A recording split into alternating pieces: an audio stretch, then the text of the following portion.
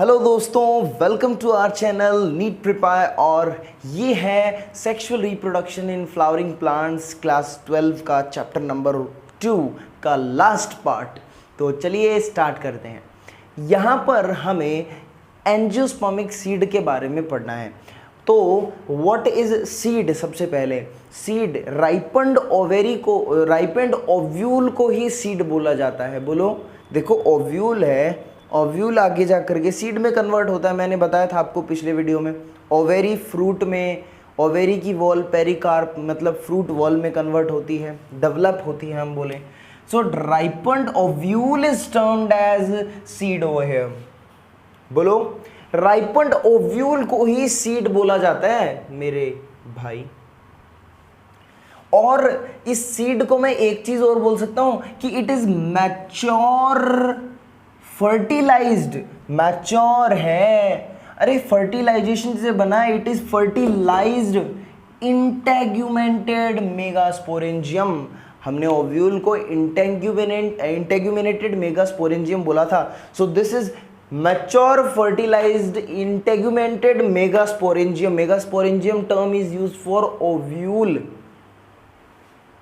and megasporophyll, this term is used for ovary. Okay, now I am telling what is kernal. ये word आपके सामने आएगा, cell division वाले chapter में भी आया होगा आपके सामने, और अभी वापस बता रहा हूँ। कैरनाल का मतलब क्या होता है? Kernel is simply the all structures present inside the seed coat. मतलब सीड कोट के अंदर जितनी भी स्ट्रक्चर्स हैं ना, सीड में, सीड कोट के अंदर जितनी भी स्ट्रक्चर्स हैं, that are together called kernel. Kernel, okay. Seed तीन, मेनली जो सीड है उसमें तीन पार्ट्स होते हैं। सबसे बाहर की तरफ seed coat, then embryo, then endosperm. Embryo तो डेवलप करता रहता है, जाइगोट से बना है। और सीड, ये जो एंडोस्पर्म है, ये क्या करता है? ये ग्रोइंग एम्ब्रियो को न्यूट्रिशन प्रोवाइड करता है। अब on the basis of endosperm seed are of two type. Seed जो है ना, एंडोस्पर्म के बेसिस पे दो तरीके के होते हैं।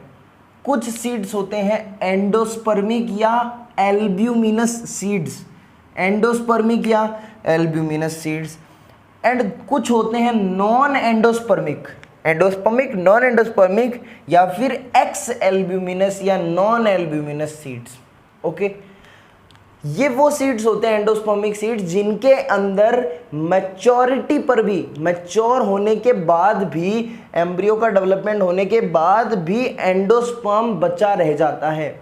Endosperm is present at maturity. मतलब एम्ब्रियो पूरा का पूरा नहीं करता, पूरा का पूरा न्यूट्रिशन एंडोस्पर्म से नहीं लेता, एंडोस्पर्म बची रह जाती है मैच्योरिटी ऑफ सीड की मैच्योरिटी पर भी।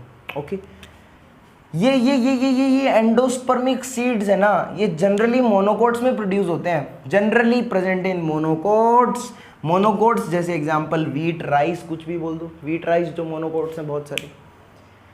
बट यहां पर एक एक्सेप्शन है, मतलब वाइडली ऐसा बोला जाता है कि मोनोकोट्स ही एंडोस्पर्मिक या फिर एल्ब्यूमिनस सीड्स प्रोड्यूस करते हैं, मतलब इनके अंदर प्रेजेंट होते हैं।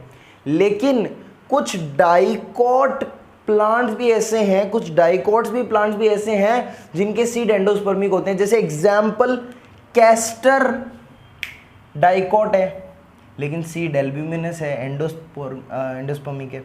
पपाया डाइकोट है लेकिन सीड एंडोस्पर्मिक है। एक्सेप्शंस बड़े इंपॉर्टेंट हैं, ये दो जगह आ गए, देख लो मॉर्फोलॉजी में भी और यहाँ भी, तो बहुत ज़्यादा इंपॉर्टेंट है, क्वेश्चन बनता है यहाँ से। सो एंडोस्पर्मिक या फिर albuminous seeds are of monocots generally, but in castor and papaya they are dicots but their seed is endospermic.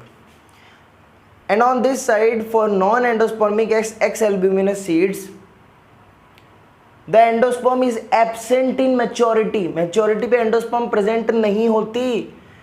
ये कंडीशन जनरली डाइकोट्स में देखी जाती है, एक्सक्लूसिवली डाइकोट्स में देखी जाती है। एग्जाम्पल डाइकोट कैप्सिला है, ग्राम है, पी है, बीन है। लेकिन यहाँ पर एक एक्सेप्शन है, कुछ मोनोकोट्स ऐसे होते हैं, कुछ मोनोकोट्स ऐसे होते हैं जो जिनके अंदर नॉन एंडोस्पर्मिक सीड्स प्रेजेंट है। जैसे एग्जांपल ऑर्किड, ऑर्किड एक ऐसा मोनोकोट है जिसका सीड नॉन एंडोस्पर्मिक होता है। वैसे डाइकोट्स की सीड नॉन एंडोस्पर्मिक होते हैं, लेकिन ऑर्किड और कुछ एक्सेप्शंस हैं जिनके जो एनसीईआरटी में दे रखा है वो बता रहा हूँ। ऑर्किड मोनोकोट है जिसकी सीड नॉन एंडोस्पर्मिक है। ओके, अब कुछ आगे चल करके आपको बहुत सारे सीड्स के एग्जाम्पल देखने को मिलेंगे एनसीईआरटी में। स्ट्रक्चर ऑफ सीड्स आपको देखने को मिलेंगे। जैसे सबसे पहले मैंने मिस्टर बीन की स्ट्रक्चर बना रखी है, मिस्टर बीन की स्ट्रक्चर। ऐसा अगर आपके सामने आए कहीं भी डायग्रामेटिक तो आप समझोगे कि ये किसका सीड है, बीन का।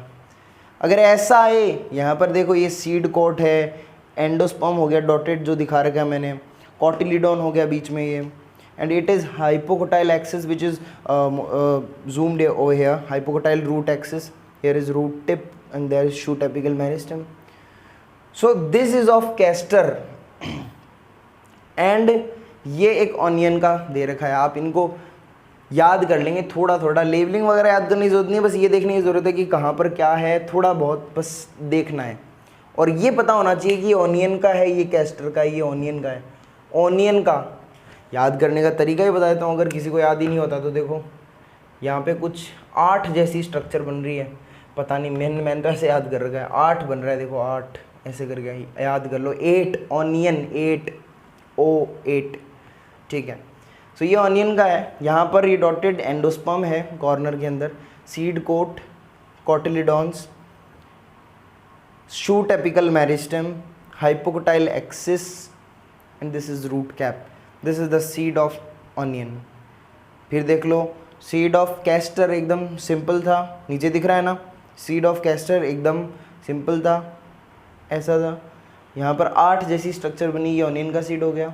ओके, ये आप याद कर लेंगे अच्छे से, क्वेश्चन इंपॉर्टेंट है मतलब।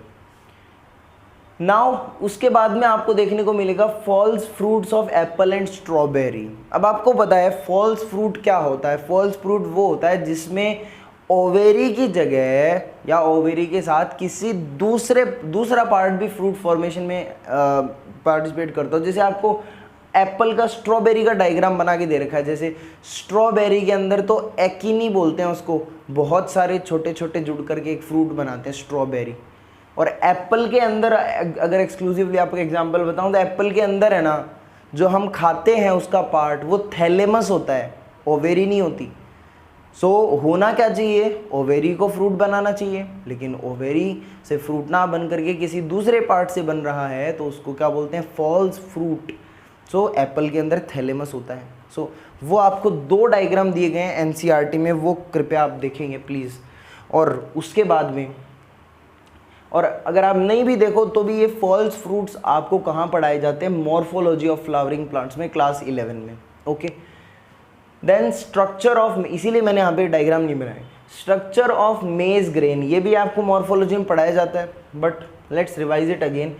ये मेज का ग्रेन है ना, उसकी स्ट्रक्चर है, मेज का ग्रेन है उसकी स्ट्रक्चर है। यहाँ पर क्या क्या प्रेजेंट है, बाहर को ये पेरिकार्प है, ठीक है, ये अंदर एक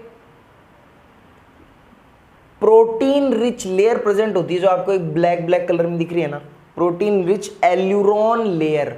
याद रखना क्या नाम है इसका, एल्यूरोन लेयर। ये ट्रिप्लॉइड है, प्रोटीन रिच है, और अंदर एंडोस्पर्म प्रेजेंट है यहाँ ऊपर कॉर्नर में पूरे में।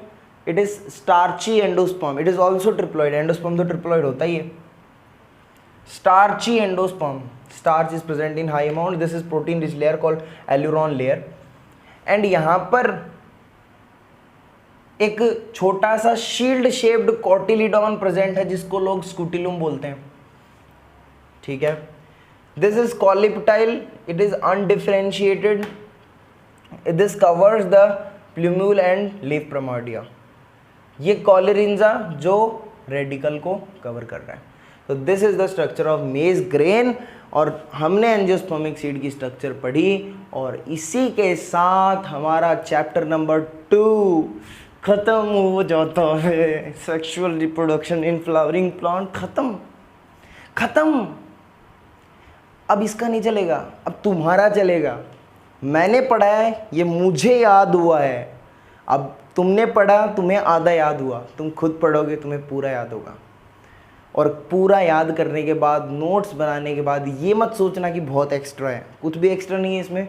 ये चीज़ें आपको ज़रूरी हैं समझनी, और ये पूरे सिलेबस में, 11th-12th के सिलेबस में किसी ना किसी जगह पर तुम्हें पढ़ने को मिलती हैं, किसी ना किसी जगह पर। ऐसा मत समझना कि ये चैप्टर नंबर 2 में एनसीईआरटी में तो दिया ही नहीं हुआ, तूने पढ़ाया कैसे, तेरी हिम्मत कैसे हुई, ऐसा नहीं है। ये कहीं ना कहीं पूरे सिलेबस में आपको बिखरी हुई मिलती हैं, और थोड़ा बहुत ज़्यादा, हमने बिल्कुल भी ज़्यादा नहीं पढ़ा, मैं तो बोलूँगा एकदम लिमिटेड अकॉर्डिंग टू एनसीईआरटी, और थोड़ा सा उससे रिलेटेड वो हमने बातें यहाँ पर की। सो अब क्या करोगे? नोट्स बनाओगे, पढ़ोगे, इसके क्वेश्चन सॉल्व करोगे, और एनसीईआरटी की रीडिंग लगाओगे साथ में। फिर देखना तुम्हारी दुनिया, इसका मतलब बड़ी आसान हो जाएगी, बहुत मज़ा आएगा, तुम्हारा टॉपिक कवर हो जाएगा। तो क्वेश्चन करने बहुत ज़रूरी है, क्वेश्चन करोगे ना? ओके। सो कमेंट में प्लीज़ लिख के बताना कैसा लगा, और कोई सजेशन हो तो प्लीज़ वो भी दीजिएगा, मैं पक्का उसमें अमल करने का प्रयास करूँगा। तो चलिए मिलते हैं नेक्स्ट चैप्टर में। Till then take care, bye bye.